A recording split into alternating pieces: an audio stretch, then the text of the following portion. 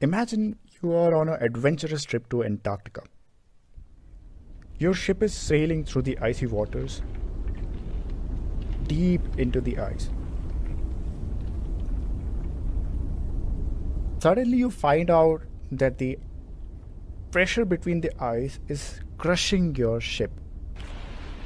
And soon enough, your ship is jammed by ice all around you.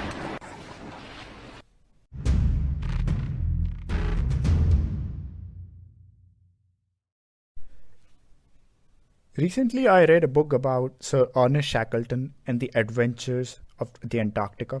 The book was called Endurance, Shackleton's Incredible Voyage.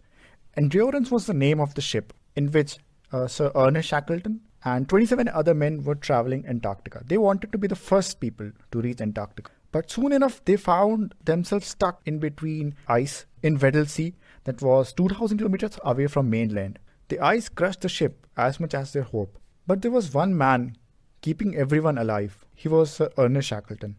There was one vision when the adventure began, and the vision was to reach the Antarctica and be the first person. That was the vision of Sir Ernest Shackleton.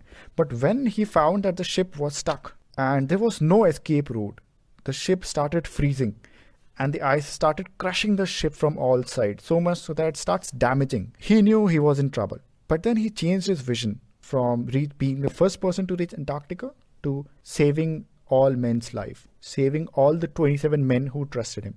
That became his aim. And I'm going to record these valuable points in this podcast. So let's get started.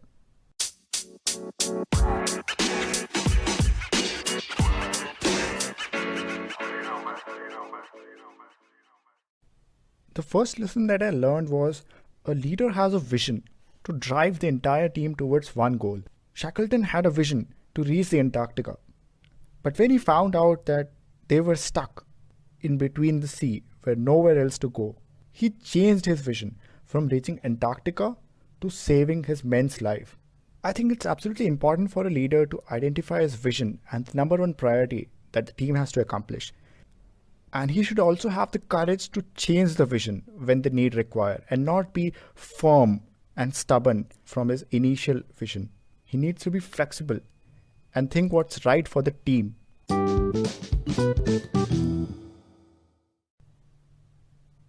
Having changed his vision to saving his men's life, the most important thing was to fill his men with enthusiasm and the confidence that they will be able to make it, that they will be able to survive this challenge. So the most important thing that I learned from this book, from Shackleton's leadership, is he understood that if he could manage his team's energy and keep them believing that they would survive, he had the most powerful asset he needed to get his men home alive. And he did it extremely well. He managed the energy of his team. He promoted his men to socialize after dinners. He organized activities. He organized games. There were dog sled races. There were haircutting contests. There were dances. And he did all this to help the men find some joy and distraction from the situation. Shackleton also constantly showed up himself as positive and determined, even when he didn't feel like it. Now remember, he was also anxious. In fact, he was more anxious than the others. But he was always positive and participated in the activities. And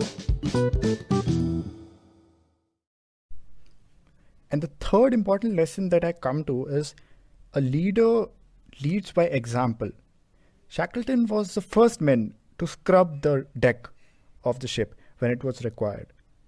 A leader doesn't impose. They show you how it's done. They show you the way.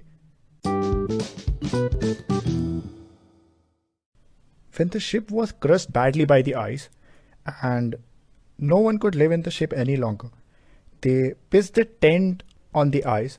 There were 5 tents on the ice. And Shackleton divided men in a very interesting way. He found out who were the troublemakers and he kept few of the troublemakers in his tent. And then he managed the tent, divided the people in such a way that there were maximum positive people in every of the tent, with one or no troublemaker, or the one who can cause problems or put negative or bring about negative ideas or attitude in the whole team. So this is also an extension of the point of managing the team, but he knew his team so well that he knew who were the troublemakers. So a leader also knows the teammates and their strengths and weaknesses, and he designs the team in such a way that the people with negative attitude are kept at bay. And he kept all the troublemakers in his tent so that they cannot cause any trouble to others.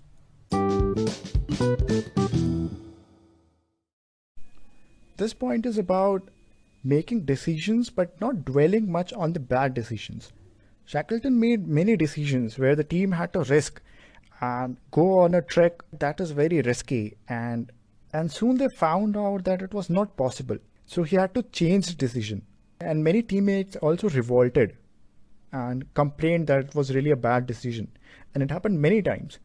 But a leader does not dwell on his bad decisions. He learns from them but doesn't dwell on his bad decisions. He doesn't criticize himself. He learns from them. Thank you for listening. I tried explaining what I learned from the book. I will come back with another book and a better explanation. Till then, take care. Bye-bye.